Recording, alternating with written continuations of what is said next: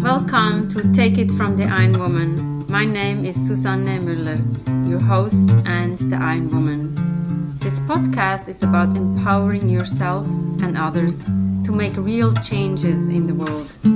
You will hear from everyday, smart, sophisticated, hip people like you and me. Not everybody has to be an Iron Woman to impress the world. Together, we will learn from the sports and business leaders how you can become a more successful person as an entrepreneur or a leader. It's one step at a time, one day at a time. Take your steps now. Take your big steps now. Join me on this journey to success. This podcast is being sponsored by Get Loopy. On episode 41, you can hear the story of Isabel, the co-founder and CEO. Get Loopy, get a 20% discount off your first order. GetLoopy.com. Take it from the Iron Woman. Again, we only invite special guests. Today we have David Marlow with us. David was sent to me by Diane Viska. And she said he's a very nice person. You two have many things in common. And I think we do have many things in common. So David, introduce yourself a little bit. Who is David who's going to join us today on the episode? Well, hi. I'm an avid runner, if not fast runner. Do love that. My background is largely in continuous improvement and transformation. Also been a keynote speaker at a number of national and global conferences on that. The focus on innovation and transformation primarily. I live in Heartland, Wisconsin, and where I have 3 adult children. My wife and I have 3 adult children and 2 fabulous grandchildren who I'm also teaching to run, or maybe they're teaching me. I'm not 100% sure. And then very interested in the connection of running to business and a thing called Ikigai, living out our purpose. And that's been a big focus of my coaching a lot lately. Mm-hmm. Interesting. Can we talk a little bit about Ikigai? Sounds like something magical. And it's about the purpose, the reasons for being. And I think it's also be okay where you are and then be good with other people. So it's the mindfulness approach, but find a good purpose in life. The most general or the easiest definition of it, Ikigai is a Japanese combination word that means life purpose or reason for getting up in the morning. And it is that reason for getting up. And living into that purpose is the unique expression of you. When you're spending time doing what only you can uniquely do, that's really living out your Ikigai. It is a thing you'll see a lot, a Venn diagram where it talks about purpose, your skills, what the world needs, and what people are willing to pay for. And that's a very good tool to use to help find your way to manifest it, how you might live it out, how you might demonstrate it or share it with the world. But that's really not Ikigai. Ikigai, as you said, is much more being aligned to yourself, to the real core you, and being at peace and in flow with the world. There's a good couple of things to remember, like the Ken Mogi created the 5 pillars of Ikigai, and that's being in the here and now. So living in the present, starting small. That's something very, very closely aligned with some of what we may talk about. Embracing the joy of little things, living in harmony and sustainability. And by that, not talking about like environmental sustainability or anything like that.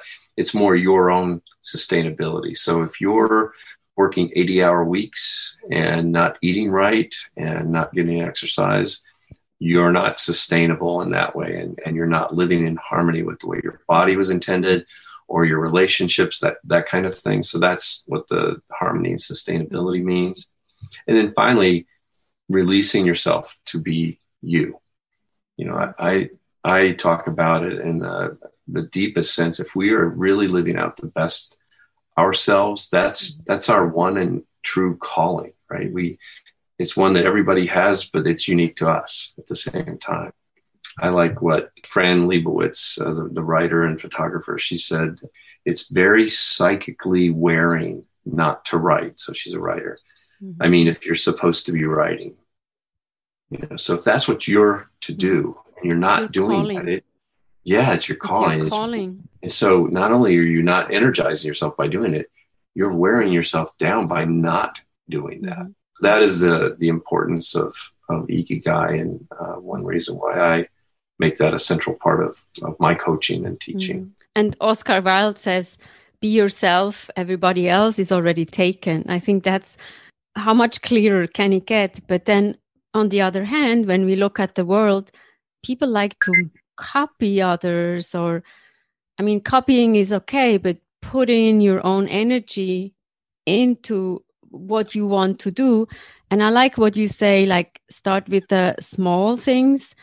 It almost sounds like the Maria Kondo, like declutter, but I feel like it's the small things, like getting up in the morning, making your bed, start your day with positive thoughts. These are the little steps that get you to success, and whatever success means to you. Yeah, absolutely. And you talked about the personal Kaizen. Can you elaborate a little bit on that? Because I think that's kind of like the fear that we have, or the unknown, or the unlearning that there is. Yeah, absolutely. So personal Kaizen is based on dropping the fear, eliminating the need for perfection from what you do, and embracing those small beginnings to allow you to achieve your goals. Mm-hmm. So something as simple, I'll share a personal example. So something as simple as flossing your teeth. We all know that we need to do it, right?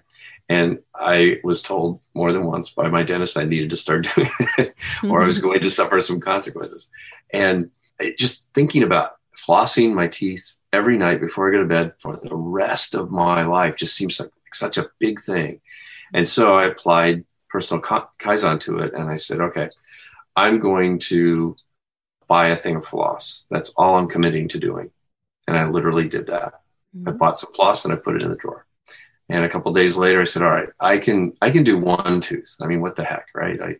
So I did my two front teeth there, right? And then as I was doing that, the next night I did a few more. And by the third night, I was like, well, I'm already doing it. And I was doing it. And I have done that every day for more than 20 years. But again, if I looked at 20 years ago with the idea of I'd be doing it every night to now, when I have white hair, I didn't have white hair then, it would have seemed overwhelming, and fear and all of that would have come in.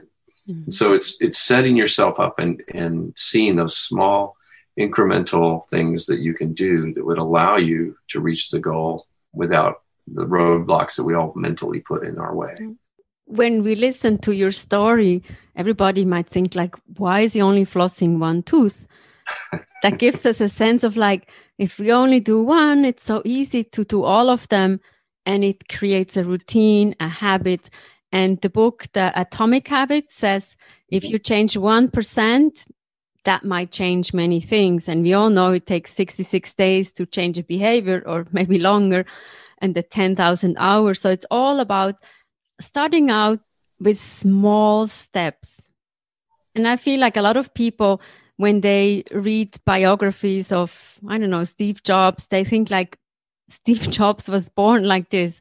It took 10,000 or 100,000 hours to become who he was, successful in the business. So it takes a long time. Yeah, it's that combination of those things that, and we always see the end result. Right. Like he took a course on calligraphy. Yes. In college. And that's the whole reason the Mac has the art focus and the font focus and whatnot. What an obscure, who would have thought, why are you doing this kind of thing? And yet it was that experience that he incorporated into his learning. Yeah, nothing ever happens like from 0 to 60. It's always small incremental change that really, those are the things that last too. The good things. So when you start small, it's also you're mindful with your little steps that can then get you to bigger steps. It works in work habits or physical fitness. I coached someone who was struggling with working out. They didn't want to work out. And it was because they'd get off work at 5. We had a gym in our office. And so it was very easy for them to go there. But they would do that, and by the time they got dressed and they worked out and they were sweaty and they showered and they went home, it would be almost 7 o'clock. And so just the idea of that bothered them. Mm-hmm. And I suggested that they start taking their gym clothes to work. Mm-hmm. Just that. Agree to that. Had them do that for a week or so. And I said, okay, your problem is you don't want to work out and then have to clean up and go home, because by then all right, so if you started working out at 5, you'd be done by when? And we talked about that. Anyway, the short version of the story is I said, just go put your clothes on and then go home. Mm-hmm. And he did that once. He said, the next day he did it. And he's like, well, I'm already here. It wouldn't hurt to get on the treadmill. And before you knew it, he was working out for months and months and months and was back in the habit again. But it's dropping that fear or building up the skills too. Running is a great example, obviously. And certainly very inspirational to talk to David about Ikigai. What is your Ikigai? He asked me after the recording. I think my Ikigai is sharing the wisdom, sharing my knowledge with others.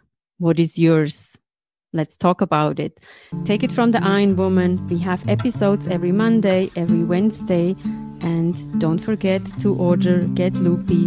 Get Loopy is the plant-based snack, healthy snack, nutritious snack, a lot of proteins that we need to get through the day.